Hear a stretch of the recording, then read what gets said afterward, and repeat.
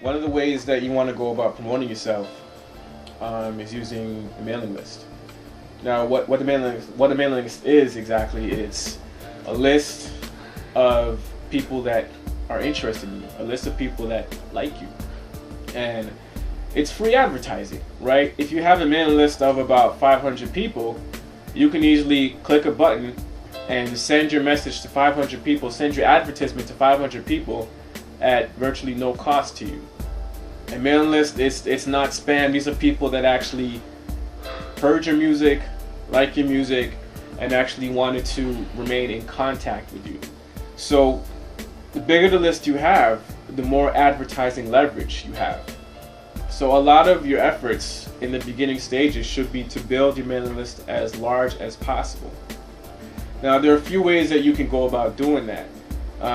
One of the best ways, obviously, is live performance. You know, I always take everything back to the live performance. As I said, I feel that's the source and destination of everything in the music business. But a live performance, your live show, every show that you do, you should leave that concert with no less than 15 names on your mailing list. And I'm lowballing it. 15 is very low, but you should have minimum for every show you do at that much. The best way to do that, especially if you're opening for a larger act, I'll show you the official nifty secret here. The best way to do that is after you've performed, right? You want to have an attractive lady walk around the crowd while the host is talking or during the intermission, and have her ask people to sign, you know, their name and their location and their email address for you. Reason being is, number one, if you're opening for a larger act, by the time the larger act comes on, when he or she leaves, the audience is only concerned about that particular act. They're not concerned about the opening acts anymore. So you need to capitalize on the audience before the larger act goes on. And the best way to do that is to get a nice female, because people are more receptive to females. Males and females are more receptive to females.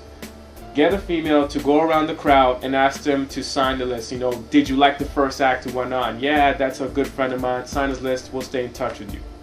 A lot of times too is, let's say a fan, they only walked with $10, right? And they like the opening act, but they're saving the $10 to buy the CD for the headlining act. But they still like you. So you want to make sure that you get their names, because they're going to buy your CD at a later date when they have the money. If you didn't get their names, they have no way of contacting you or staying in touch with you for you to, you know, capitalize on that sale. But without question, before the headlining act goes on, you need to make sure that everyone in that place, or as much people as possible, has signed that mailing list, because that is key.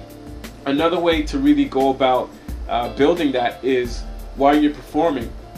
9 times out of 10, the people that are in the front row of a stage, the first few rows, those are people that came to enjoy a concert. 9 times out of 10, those are people that usually end up buying the CDs, because they are there in the front row. Nobody can take their spot. They are there to enjoy the show. They want the full experience. So you want to build a relationship with those people as quickly as possible, and more so those people than anybody else in the concert. So as you're performing, make a lot of eye contact with them. Give them a high five, shake their hands or whatever. And directly after your show, have your female accomplice go and talk to those same people in the front row while the host is announcing the next act or whatever, and have them sign. Oh yeah, his show was great, blah blah blah.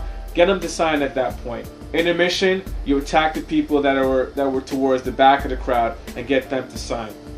After you've gotten the names, let's say it was a great concert, great turnout, and you developed a list of about 100 people that night. Do not make 1 week pass before you email those people. Follow-up is something that a lot of artists tend to, drop the ball on, and they don't really get the concept. The follow-up is so important. After about a week, a lot of artists, they will forget about you. A lot's going on. People live life, you know what I mean? And it happens. So before the week is up, you want to give a follow-up email and say, listen, I want to thank you for coming out to my show, and I want to thank you for signing my mailing list. In upcoming months, I'll be performing at this venue, or promote whatever it is you got going on, and make sure the email is very personal.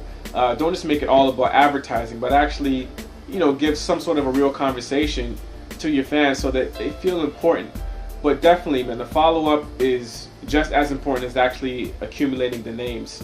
No more than 1 week after you get those names, you follow up with them with an email, just thanking them for coming out and thanking them for talking to you after the show, and just building a relationship with those fans.